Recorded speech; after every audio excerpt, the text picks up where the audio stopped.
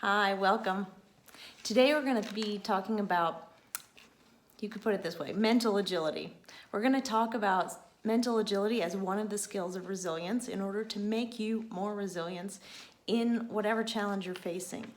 So you can think of mental agility like mental judo, right? So by the time you're done with this and you're employing some of the strategies that I'm going to tell you about at the end, you are going to be able to strengthen that muscle so that you'll be a black belt in the art of mental judo. So let's get started. So there are 5 types of thinking traps I'm going to talk to you about. There are more. I'm just going to talk about the 5 most common that I see in my practice. And then we'll look at 3 different strategies you can use to get out of those.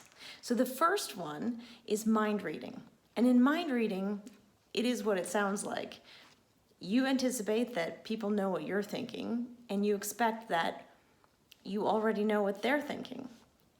And so what that does is it really blocks communications. You don't ask questions. You just assume, and we all know what assumption does, right? Yep, makes an ass of me and you. So that's the first trap. The second trap is the me trap. Something goes wrong, and you start looking for a way to fix it. And you come up with one sole source of the problem. Oh, that's me, baby. I'm the sole source of the problem. That's the me trap. So it means that the only thing that contributes to it, the only thing that can make it better is you. It's all your fault. You've got the weight of the world on your shoulders. And that really leads to kind of a victim mentality. It can lead to low self-worth. It can lead to depression. So taking all the blame and assigning all the fault to me, right? So then the next thinking trap, the third one, is the opposite of that. It's the them trap. So you're assigning all of the blame for the problem, all of the fault, all of the responsibility to someone else. And so what that does is it takes the responsibility off you, right? You don't have to do anything about it. But then it also takes away your power. Because when you assign it to someone else, then basically that means that they have to change. And we all know how well that goes. Because I don't know about you, but there are a lot of people in my life who are not changing exactly the way that I would like them to change. So essentially, the them trap takes away your power. And what happens is you begin to feel angry and resentful that other people are not showing up the way you want them to. And the way they should, right? So then the next thinking trap, the 5th and final one, is helplessness. So actually, no, we're on 4. I forgot one. So we're on 4. The 4th one is catastrophizing. It's painting the worst case scenario picture in your mind and dwelling on that and ruminating on that. And what that does is it causes anxiety to build up. It's huge. It takes over your whole world. You can't see anything else, and you literally get a physical stress response because of the anxiety. So that's the 4th thinking trap, is catastrophe. And then the 5th thinking trap is helplessness. And so in helplessness, you take that worst case scenario and you just feel powerless to do anything about it. So it isn't just that something's going to go wrong, it's that your whole life is going to go wrong, and you don't have any control over it. And so that leads to kind of a victim mentality that makes you very passive. If you don't believe you can influence anything and that you don't have the capacities and the skills to change it, you don't take action. You just sit with it. It is what it is. I hate that saying, and people use it all the time. Most things are not what they are, and you can shift how you see them, or you can shift what you are doing in order to get a different outcome. But that's really the best thing about these, is that like a lot of things with mental wellness and mental health, they're just strategies and they're new ways of being that are like muscles that you build at the gym. So you go to the gym every day before you have proof. This is key. You go when you just have faith, when you just want it to be different. And then you go every day, and 6 months in, wow, you see that, when you make the muscle, it's big. This is the same kind of thing. You start doing these strategies that I'm about to share with you, and after you do them for a while, then all of a sudden one day you realize, whoa, that's really different. I'm showing up differently, and it's exciting. And so the strategies that you can employ are essentially when you start thinking those counterproductive thoughts that go around, it's all my fault, or it's all their fault, or this is just literally the worst thing in the world and it's never going to change. You can ask yourself how much evidence you have. So in terms of evidence, you want to go on both sides, the positive and the negative. How much concrete evidence do you have to prove what you think? Now, you know there's confirmation bias, so you probably have evidence that you're disregarding because you want to prove what you already think.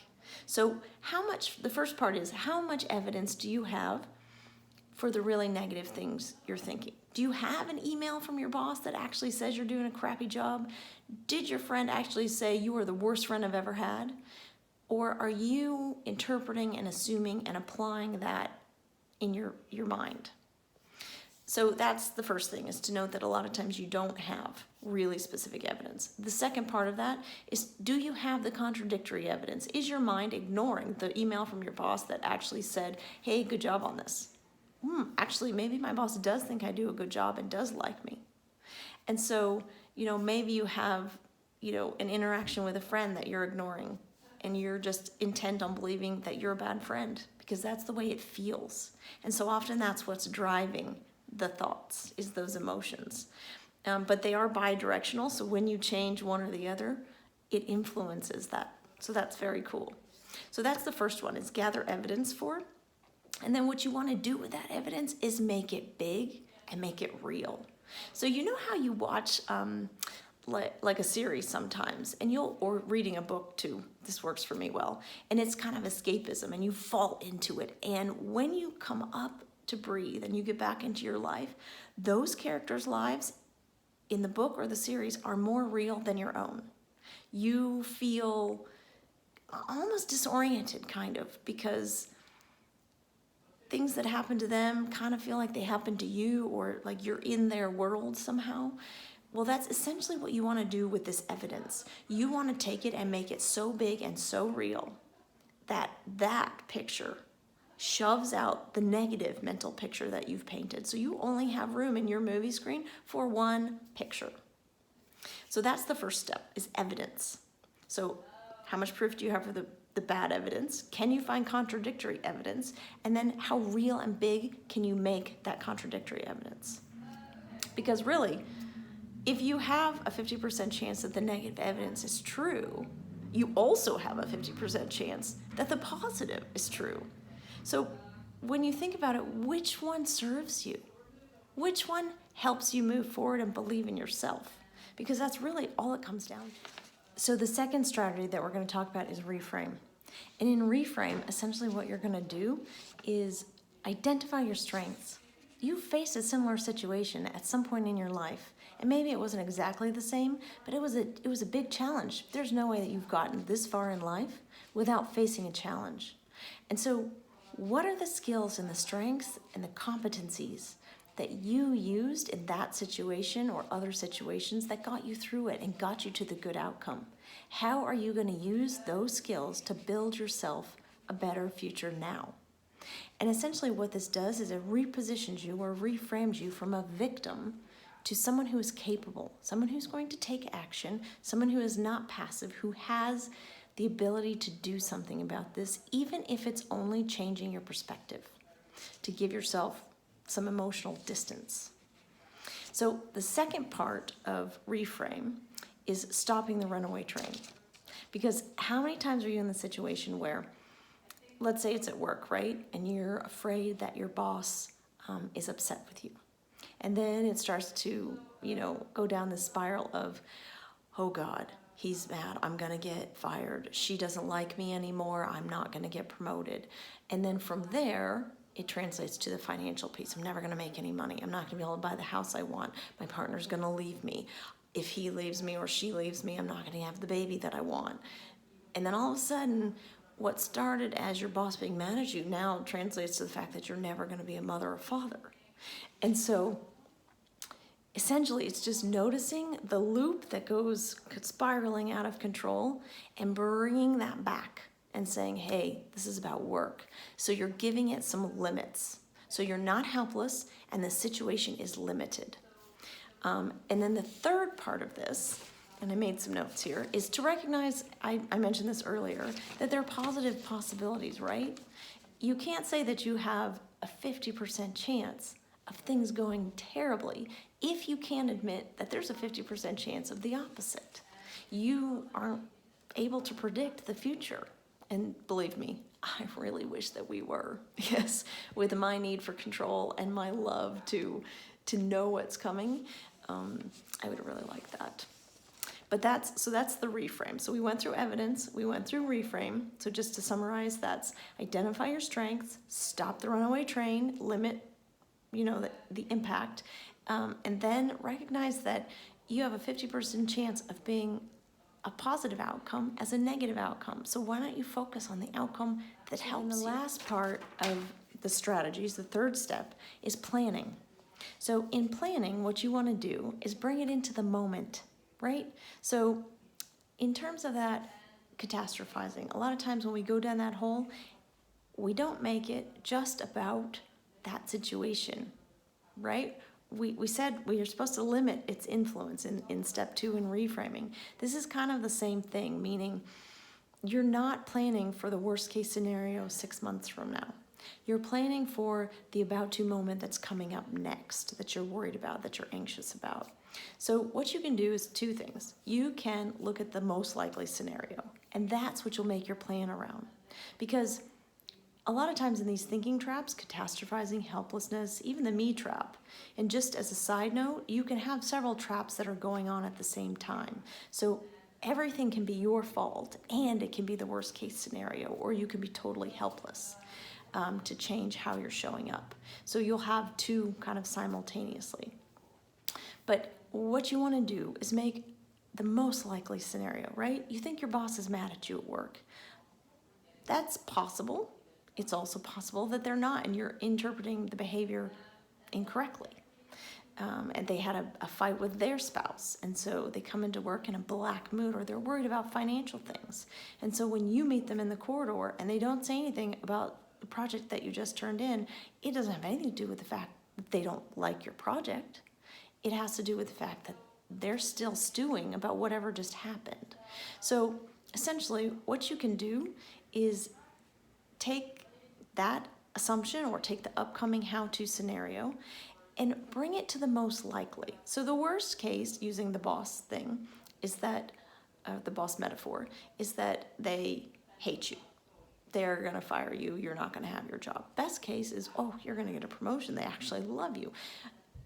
Case in the middle, the most likely case, is that they like a lot of what you do, they recommend areas for growth, you might have a discussion about something they're not particularly happy with, or you might be misinterpreting their behavior, but that's probably the most likely scenario. In the upcoming about to moment, let's say you're about to give a presentation, and so the worst case is that you are going to bomb it. You're going to forget everything you've said, you're going to be booed out of the room. Best case is you're going to rock it. People are going to give you a standing ovation. And yes, my examples are a bit extreme, and that's kind of purposeful. And then the middle part is that you're going to give a great talk. You might forget one thing and have to look at your notes or be reminded. It might be that you forget a point, but you walk out and it was a pretty successful presentation. That's the most likely. And then what you're going to do with the most likely scenario, once you've identified that, is plan for what will happen. So if X happens, which is the bad thing, I will Y. If I forget a point in my presentation, I will ask for a moment to look at my notes. Essentially, what you're doing is creating a contingency plan that will make you feel a bit easier and reduce the anxiety you feel around the moment. So when you go into the presentation, you already know what you're going to do if the worst happens. And so this is, to go back and reiterate, this is not the worst 6 months from now. This is the worst in the upcoming moment, right? And it's applied to the middle scenario, the most likely, not the extreme, not you're going to get fired. Because making a contingency plan for the worst case scenario, it's probably not very useful. because you're making it and you're never going to use it because the worst thing isn't going to happen. Neither is the best thing, probably, because those are so extreme that happens, the percentage probability is very low. So you've got to get yourself somewhere in the range of what actually might happen and then plan for what, quote, bad thing could happen in that. So just to recap quickly, we have 5 different thinking strategies, and those were mind reading, the me, I'm at fault for everything, the them, they're at fault for everything, catastrophizing, worst case scenario, and helplessness, which is essentially I can't change anything. I'm a victim of everything that's going on. And so you become very passive. And then there are 3 strategies that you can employ to help yourself get out of those. And those are evidence. Find evidence that, the bad thing you're thinking actually is true, because those thoughts usually are not. Find contradictory evidence. Is there anything that you're ignoring? Because we're looking for confirmation bias, right? And then after that, you make that contradictory evidence as big and real as you can. And then there's reframing. And in reframing, you're identifying your strengths. You're stopping that runaway train. Bring it back and provide limits to what you're looking at. And admit that you have an equally likely chance that the positive stuff can happen as the negative stuff. So choose to focus on and look at the positive. And then plan for in the moment. In the most likely scenario, what are you going to do if the worst happens? I hope that helps you identify some strategies that you can use to kind of increase your strength of mental judo and get your black belts. If you want to talk more about different ways that you can be resilient, and if you want a partner who can walk through it with you and help you as you go to the gym, kind of like a personal trainer, only for the mind and the emotions, call me. So my contact details are in the link, and I wish you a great day, and I hope to see you again soon. Bye.